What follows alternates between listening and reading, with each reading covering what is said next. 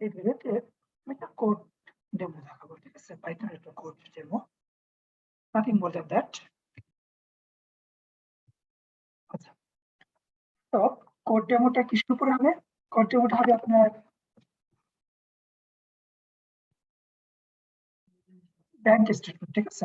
Bank স্টেটমেন্টকে আমরা CSV ফাইলে convert করব, আর অনেকগুলো ব্যাংক স্টেটমেন্ট থেকে CSV ফাইল ওটাকে আমরা কম্বাইন করব, ঠিক আছে? আচ্ছা, তাহলে কি করব? ব্যাংক স্টেটমেন্ট থাকবে, তাকে 1 বাই 1 CSV ফাইলে কনভার্ট করব, তারপরে কি সবগুলোকে একসাথে CSV তে কনভার্ট করব, তারপর সবগুলো CSV কে একসাথে কম্বাইন করব। ওকে, এখন এই কনভার্ট করার কাজে একসাথে করা যেত, কনভার্ট করা প্লাস কম্বাইন করার কাজ কিন্তু একসাথে করা সম্ভব ছিল, অসম্ভব লুপ দিয়ে করলে হইতো, তাই তো? For some historical reasons, I did it this way.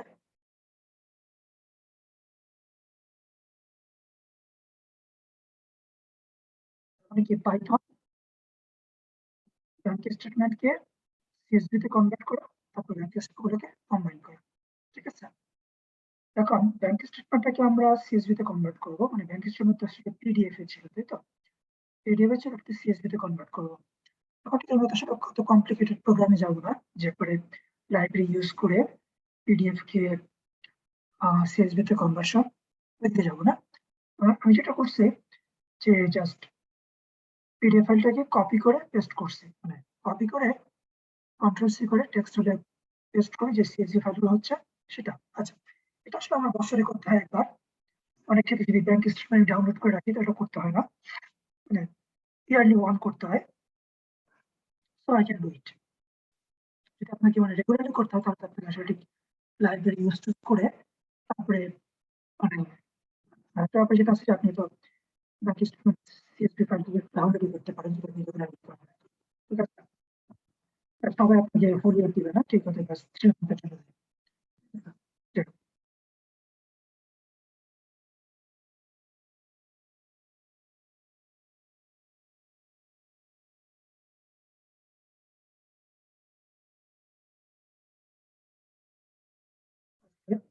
Me, education, work, client consulting। আচ্ছা, এখন দেখাটা তো দরকার ছিল না। এখন যেটা করতে হবে যে আমি অ্যানাকোন্ডা ইউজ করতেছি, লোকাল লোকালি যেহেতু। অ্যানাকোন্ডা কি এখানে দেখা যাচ্ছে?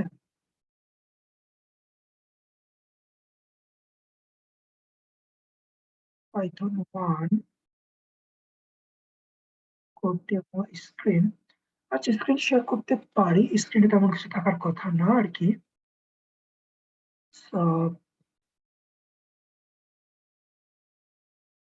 আমি যেটা করছি অ্যানাকোন্ডা, তারপরে যে এখান থেকে কমান্ড লাইনে গেছি, কমান্ড লাইনে গিয়ে করসপন্ডিং জায়গায় গিয়ে জুপিটার নোটবুক যেটা সেটাকে রান করছি, এবং যেটা ওপেন হয়েছে মাইক্রোসফট এজ, ঠিক আছে? যেটা মাইক্রোসফট এজ আমার প্রিফার্ড না, গুগল ক্রোমটা সেটা ইউজুয়ালি প্রিফার করা হয়, ফায়ারফক্স ইউজ করা হয়। যেমন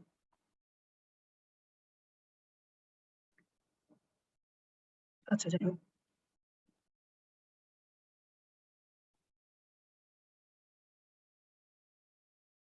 ব্যাংক স্টেটমেন্ট যেটা আছে টেক্সট ফাইল,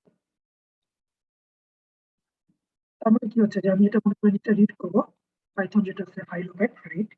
আপনি সি বলেন, জাভা বলেন, জাভার কাছে একটু ডিফারেন্ট হয়তো হবে, একটু ডিফারেন্ট, মোটামুটি সিমিলার কাইন্ড অফ থিং থাকে। রিড করবেন, তারপরে স্পেসিফাই আপনি রাইট করবেন, তাই তো? এটা আসলে লাইন বাই লাইন করতেছে, এটা আসলে লাইন বাই লাইন। যে নিউ লাইন গুলোকে রিমুভ করে ফেললাম, আর কমা অলরেডি যেগুলো আছে সেগুলোকে রিপ্লেস করলাম।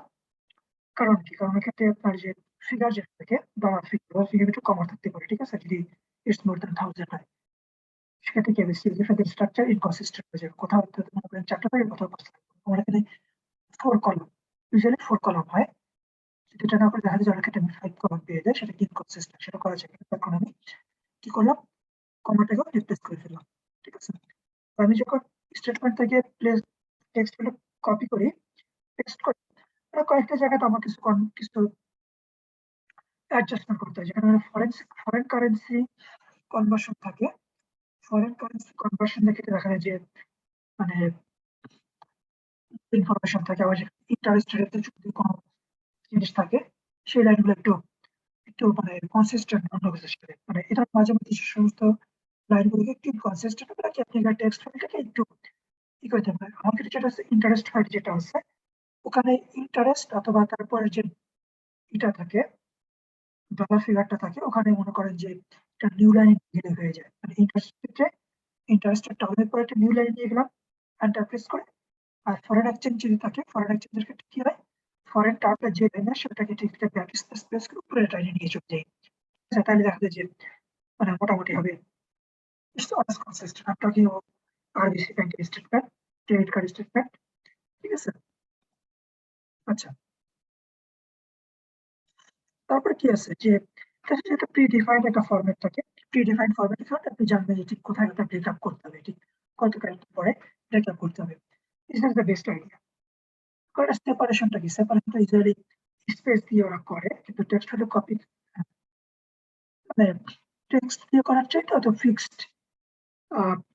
করাটাই আমার কাছে মোর অ্যাপ্রোপ্রিয়েট মনে হচ্ছে। ঠিক আছে, সে যার কারণে এটা করা হয়েছে।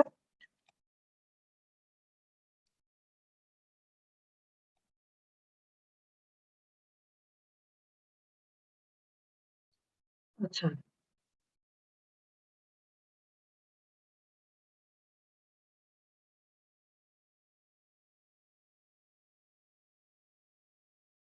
জানার চেষ্টা করতেছি আসলে কাউন্টটা কিভাবে ইউজ করতেছে। লাইন কাউন্ট হচ্ছে, কিন্তু কাউন্ট ঠিক আছে, কাউন্ট পার্সেন্টেজ 3 = 1। আচ্ছা, তেমন যেটা আছে যে আহ 3টা লাইন পর পর হতে পারে যে আমি হয়তো একটা নিউ লাইন দিচ্ছি এত কোনো একটা ফরম্যাটের কারণে। আর হতে পারে যে স্টেটমেন্টের প্রত্যেকটা রো এর ডাটা যেটা থাকে সেটা টেক্সট করে 3টা রোতে চলে যায়।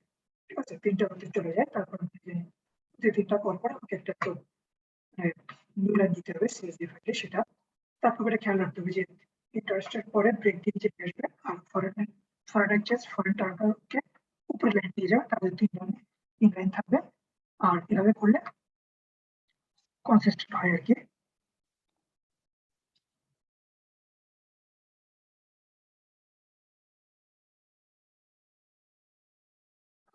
কারেন্সি ব্যাপার স্যাপার থাকে।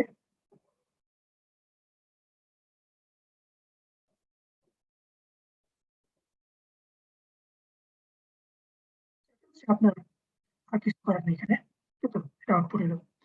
এরপরে কি হচ্ছে, এরপরে তো আপনার এই মার্জিং এর ব্যাপারটা থেকে যায়।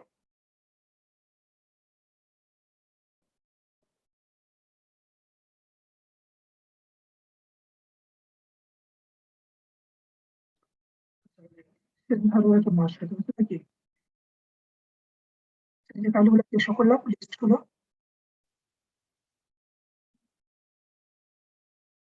এখানে সমস্ত ট্রানজাকশন গুলো জাস্ট একটু এক্সপেরিমেন্টালি দেখানোর চেষ্টা করলাম।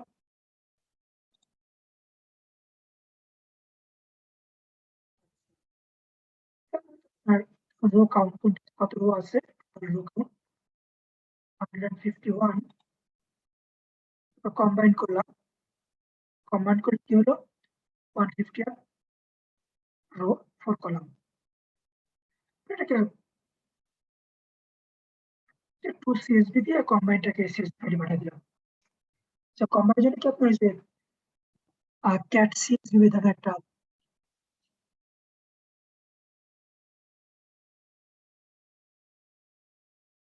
কনক্যাট, যে কনক্যাট, কনক্যাট এটা আছে, এটা জাস্ট লুপ করে করে কনক্যাট করলেন আর কি। ঠিক আছে, খুবই সিম্পল পাইথন কোড। তো মানে ফাইল ওপেন করা আমরা দেখলাম, মানে পাইথন কি ফাইল ওপেন করা, ফাইল রাইট করা, তারপরে রিড করা লাইন বাই লাইন, এটা লুপের মধ্যে রিড করলাম, তারপর 3 লাইন পর পর একটা করে নিউ লাইন দিলাম, একটা ফিক্সড ফরম্যাট ছিল, ফিক্সড ফরম্যাটের কারণে আমরা ওই ফিক্সড ফরম্যাট পরপর আমরা সেম কমা দিলাম কলামগুলো ক্লিক করার জন্য। আচ্ছা, এটাই, আর কিছু না। ওকে, বাই। আর যেটা আপনার কোড স্ক্রিপ্ট আমি কখনো শেয়ার করতে পারি না করতে পারি, তবে কোড স্ক্রিপ্ট আমাদের লার্নিং ম্যানেজমেন্ট সিস্টেম যেটা আছে সেখানে থাকবে। যারা করসপন্ডিং কোর্স অথবা সাইট ওয়াইড সাবস্ক্রিপশন করবেন তাদের ডেফিনেটলি কোড অ্যাক্সেস থাকবে আর কি, with examples data, simple data.